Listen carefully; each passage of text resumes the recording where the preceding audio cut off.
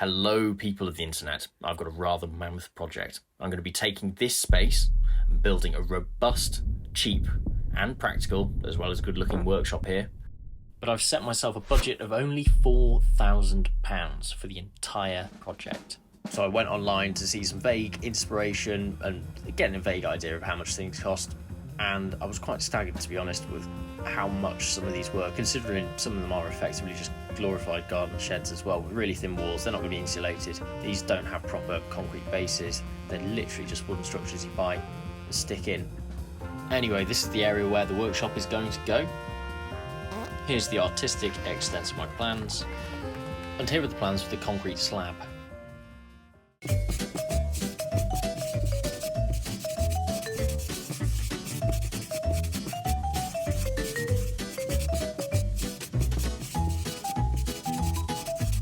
But before all that, I need to clear the space. Now, if you've already seen this cinematic masterpiece, then you'll know exactly how I've done this. But if not, then, well, here's how I did it.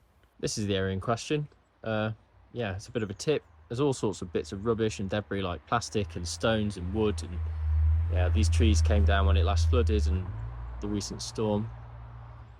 There's all sorts of gravel and membrane and things as well that I need to take out. So it's going to take a while, but I've just got to get going and start doing it, really.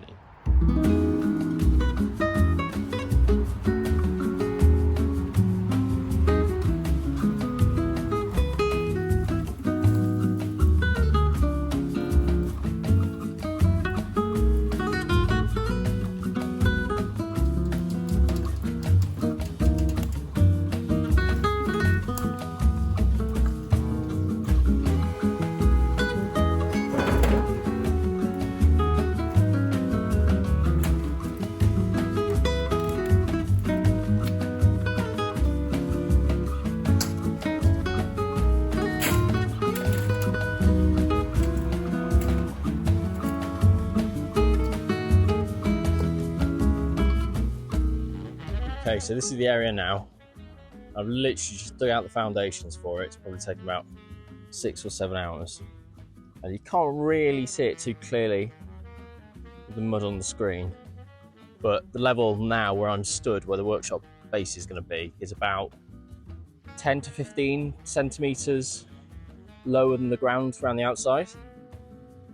So basically, when the hardcore goes down, I'm going to get type 1 and get it really nicely compacted and then level everything out, make sure it's really nice and flat. And then the idea is that the concrete, half of it's going to be above the surface and half is hopefully going to be just below the surface of the soil. So it's been a lot of work. I've dug it all out by hand because I didn't want to spend any money hiring an excavator. It was quite tricky because there was a gravel path here before. So all the gravel was very muddy and needs to get out the plastic underlay, but this should be really nice now. I'm now going to leave all the birds to scavenge any worms I've revealed and wait for the hardcore orders to get here. It's probably been about 2 months or so since I actually dug this out. There are weeds starting to come up. There's been used a bit of a litter tray from our local cats, and the grass over there started to grow as well, so that's how long it's been. It's also no longer freezing, finally. So I can hopefully think about getting this concrete in quite soon. But yeah, I'm just going to be leveling it out and I'll get a guideline going around the perimeter just for how high the aggregate needs to go. And I'm also going to hire a whacker plate so that I can, get it compacted so it's all safe and sound and all really good to, get cracking really. So yeah, apologies for the road noise, but I've just got to get going. These bricks give a really good outline to how low this ground actually is. So each of those bricks is about 10 centimetres. So you can see we're about between 15 and 20 deep. But unfortunately, all of that hard labour had taken its toll on my poor little wheelbarrow. So I had to say goodbye.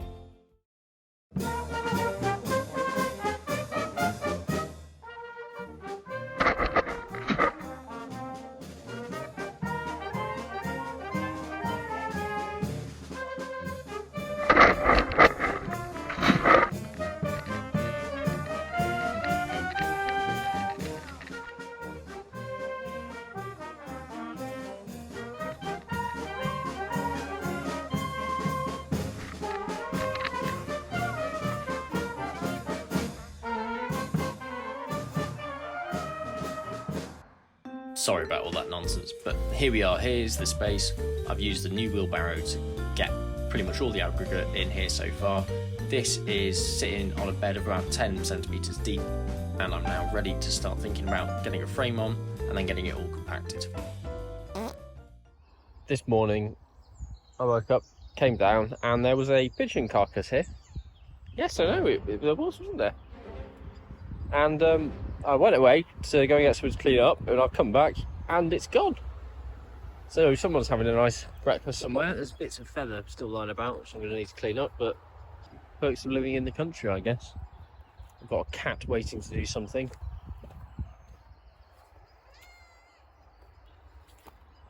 So this is it. This is where we are at the moment. As you can see, I've got a wooden base that's currently perfectly level and perfectly square, going around the perimeter of where the concrete's going to be poured. I'm going to need to take that off just to flatten everything out with the compactor tomorrow morning, and then make sure it's all nice and flat again, get it pegged in so that the concrete won't push it when I pour that in, and then we'll pack it with sand and damp-proof membrane. So I've just picked up the plate compactor. It's about 8:30 in the morning, and it's going to be an absolute scorcher day. It's a beautiful day in Wales. I'm going to level it all out, make sure it's all flat and compacted, and then we'll see what needs patching up from there. I've still probably got about half a ton left of aggregate that I can just pack in where I need it, really. So for bits like this, I'm going to wait until I've compacted it, and then we'll remove the wooden frame. I'll go over it again, and I'll make sure that I can top up sort of areas that need straightening and flattening out. And then hopefully, when I don't need any more, I'm going to use that to pack up the sides and the bit up there, just so I can get a sort of French drainage system here. So if this is all gravel running up to there, I'm going to take a bit of the grass out that I've planted. We're going to have it as gravel, and then I'm going to grass up to it again, just so that whenever it does rain, and as it did yesterday, it rained absolutely tons, I'm just going to make sure that, you know, it's got somewhere to drain to, somewhere to run off to, so that it doesn't get all claggy over here. So yeah, a bit at a time. It's going to be a very hot day today, so I'll try not to overdo it. There we go, bosh.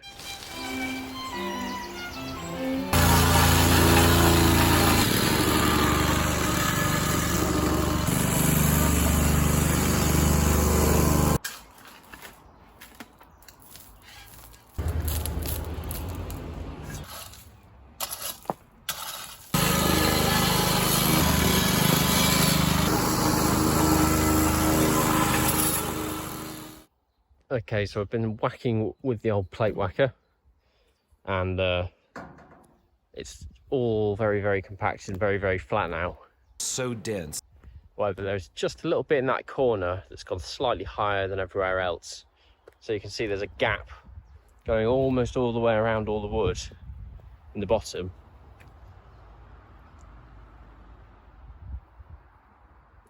And all I need to do to remove that gap is just move it a little bit here and scrape out some of the compacted material, just so it's all sitting flat. But then we are going to be pretty much 100% level and ready for some sand to go in. Now, I'm not sure if I want to do the sand just yet, because we do have a cat, and she's going to realise that this is a fantastic opportunity for a toilet. So that might be something that's done when I'm ready to get the damp-proof membrane in and just fill the concrete, really. Ooh. Little bird over there as well. And something I totally forgot to mention there, which is I'm going to pack all the remaining aggregate I've got around this wooden frame, which will prevent the frame from actually bulging when the concrete goes in, because the force of the concrete, you know, it's heavy stuff. So I've finished with the plate whacker now. I think I am just going to get the sand on, only because I haven't actually measured how much I need. Ordered 8 bags from our building supplier, and it's probably not going to be enough, but I'm not sure just yet, because I only need it to be a thin layer so that the damp-proof membrane won't get damaged on all the stones and stuff.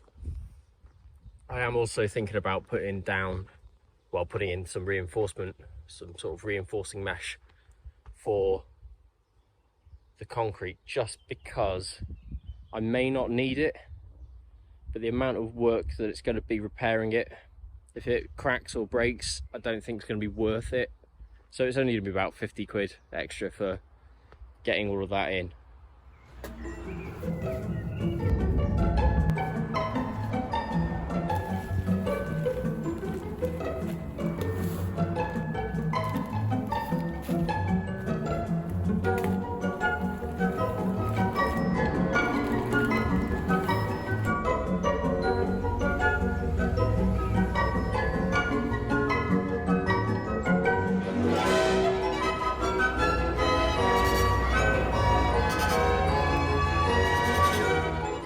Sorry about the abrupt end to that video.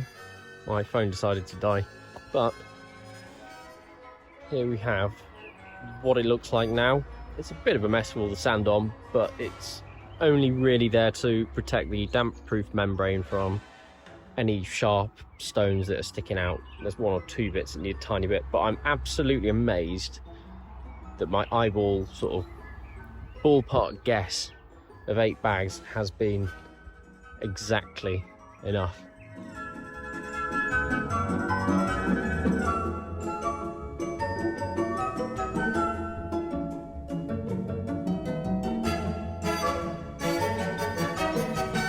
So it's been a couple of days since I've set this up, and it's a good job I got the tarp on, because we've had quite a lot of rain in the last few days.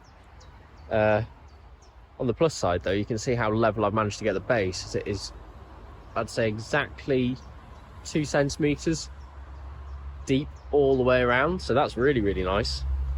But I do need to get that steel out, and I also need to get the water out without making a mess of the sand underneath. I've also removed all of this, so it makes any work that's going around here a lot easier. It's just made it a bit tidier and cleaner. It's supposed to be sunny the next few days, so I'm going to get the damp-proof membrane down. These all cut to size and ready, and then I'm going to put the tarp over it again just to stop leaves and other things going on. Yeah, I also need to clear up a few of these hedges and, you know, just generally tidy up the area so that they're going to have a easy enough time tomorrow.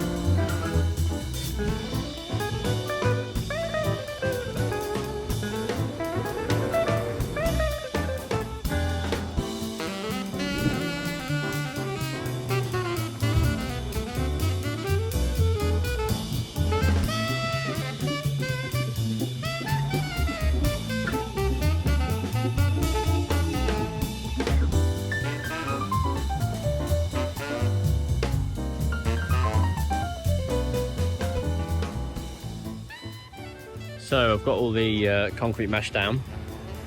I've also got some lovely tie wire here, and I don't have one of those fancy schmancy cordless tie thing, so I'm going to be tying each one up by hand, and it might take a long time. I have absolutely no idea. It probably will. Okay, so I've just got all the mesh down. It's all cut to size. I've tied it all together, and it's really quite sturdy. So what I'm going to do now is just cover it all with this tarp again, just to stop any leaves and animals from getting in it, or, you know, anything like that. Then it's all ready for the lads tomorrow to barrow loads of concrete into it. Now I'm afraid I've got a bit of a confession to make. In my excitement the following day, when the concrete arrived, I'd set all my camera up, I was ready to, you know, film it all. But it all just happened so quickly that I actually forgot to press play on it and start recording it. So I'm afraid I've had to resort to using the pinnacle of cutting-edge technology, Grok. And you know what? This does a fairly good job. This is pretty much what happened.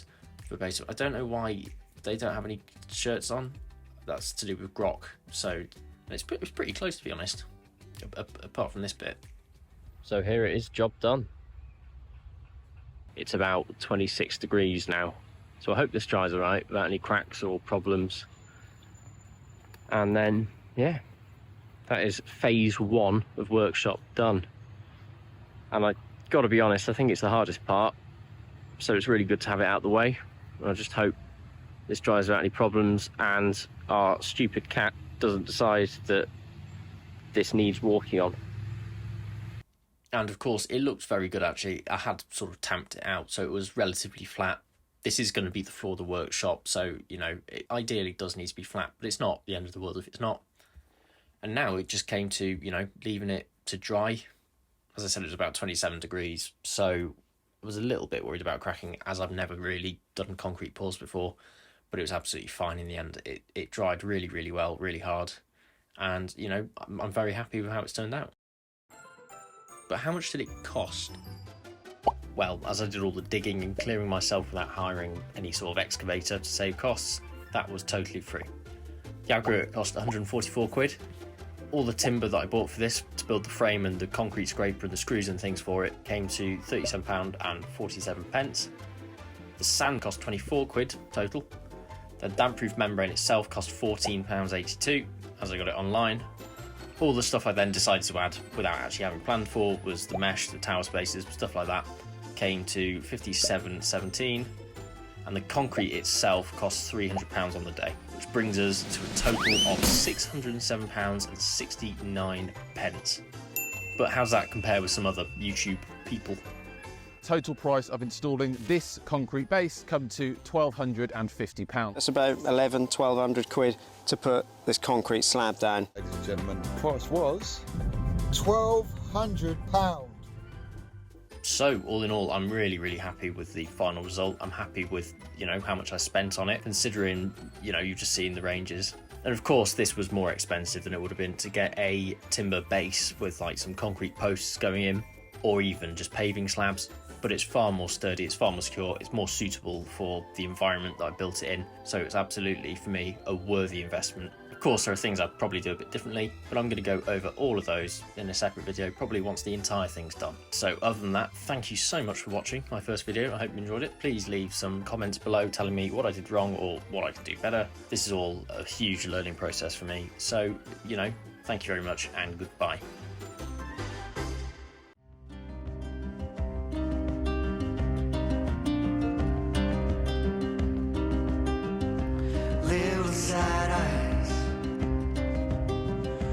Don't you cry, 'cause you know, little sad eyes,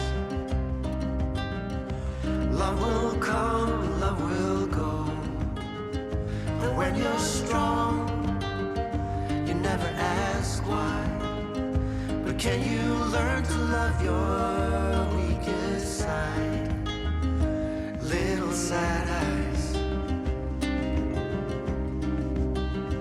I see you carry all that pain.